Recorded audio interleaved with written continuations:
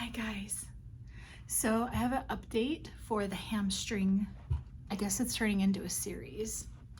I wanted to give you guys some options for some body work, self-care body work.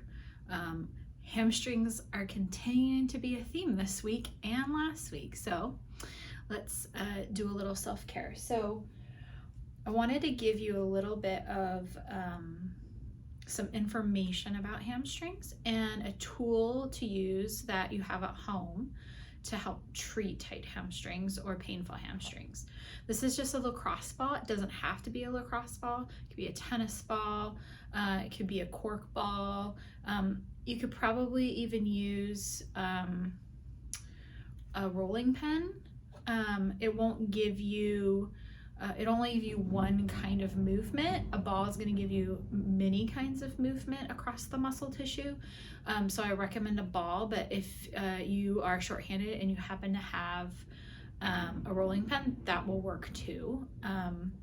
So there are some areas that I find when I'm working on hamstrings that are commonly the tight spots within the hamstrings that I happen to see when I'm working. And so this is an image of your hamstring group, and you've got your glutes, your big gluteus maximus here, and then you've got three main hamstrings, and they basically all attach to the base of your pelvis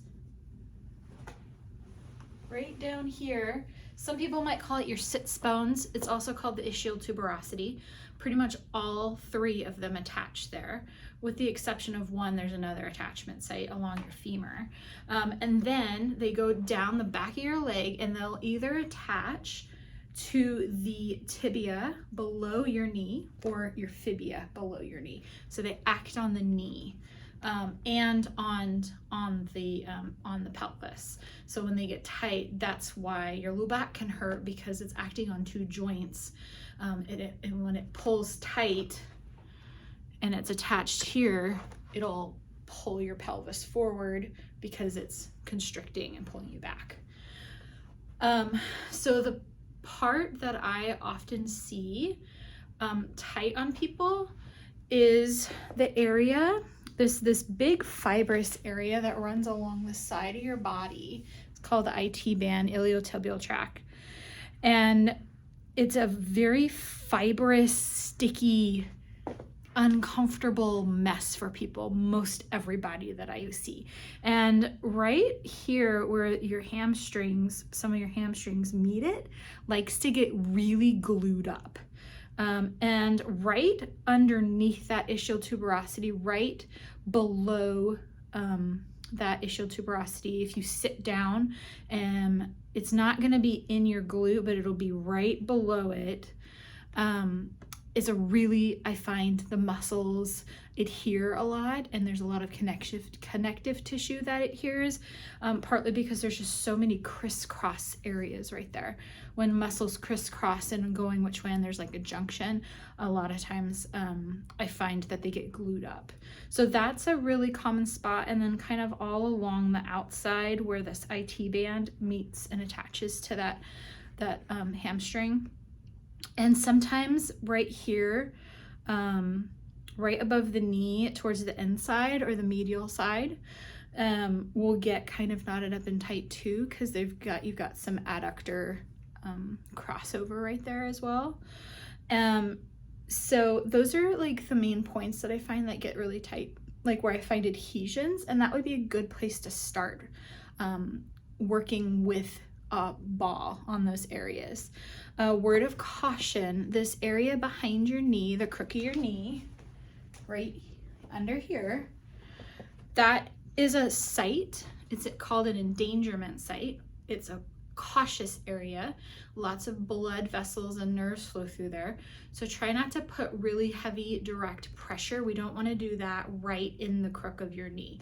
You're going to go right above it or right below it. You don't want to pinch off the blood flow or pinch a nerve. So yeah, avoid heavy pressure in that area.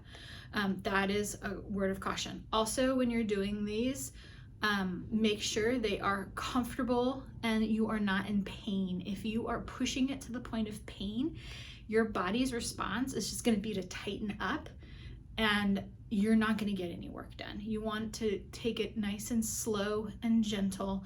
Wait for your body, listen to your body as the muscle tissue softens and you feel it loosening, then add more pressure and follow, don't push through. So here is a quick little technique to kind of aim at those spots. So if you take your lacrosse ball, and you're going to want to sit on something firm. A bed is probably not firm enough. My table is fairly firm. And I'm going to actually back you up just a little bit so that way you can see my knee and my head at the same time. All right. Okay. Ball. So I'm going to start right at those sits bones. And I'm going to place that ball towards the outside and then basically sit on it. If you feel like you're sitting on your butt, it's too high. You want it to be at the top part of your leg. Ooh, I found it. And you'll probably be like, oh, there's that spot. Okay. And you can start out with no movement at all.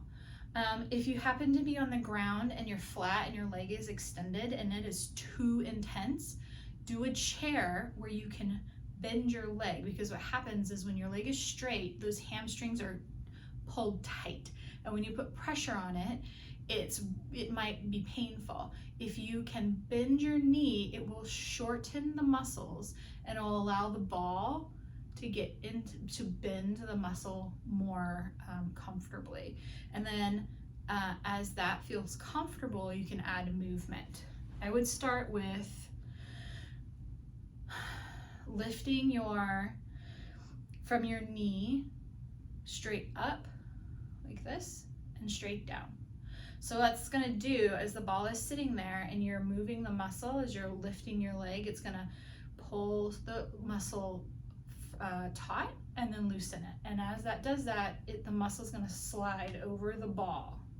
So slide over and then relax back over. And it'll sink in a little bit more. Slide over, slide back. You might notice it sinking a little bit more. As it gets more comfortable and you might feel your legs start to drop, you can add more pressure.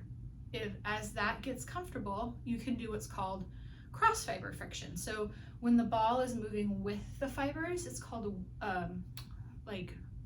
with fiber, it's not friction, but moving with the fiber. And when we're strumming like a guitar across the muscles, that's called cross fiber friction. So as you get used to the with fiber movement, you can start to, I'm just taking my leg and I'm swinging it like this. And I can feel the muscles over the ball going like this. And it feels really good. And just swing. And you wanna, cross fiber tends to be more intense than with fiber. So if you start with fiber first, that will prep you for cross fiber. And that cross fiber is gonna help break up adhesions, sticky glue. Ugh. And then after you're done, try doing one of those stretches from the hamstring stretch video, and you might find that you get more length. The other spot that I want to do, I tend to get really tight right behind my knee on that outside, right where that IT band meets. So I'm going to put it right there. Ooh, yeah. Oh yeah. So that's where I'm at. I'm going to just breathe. I'm not even going to move for that. But same thing. Wait until you're comfortable with just sitting still on it.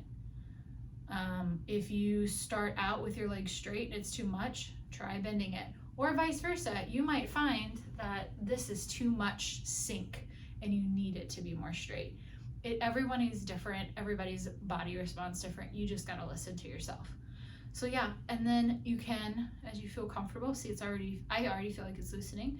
I'm gonna do with fiber and just kind of swing my leg. And then cross fiber.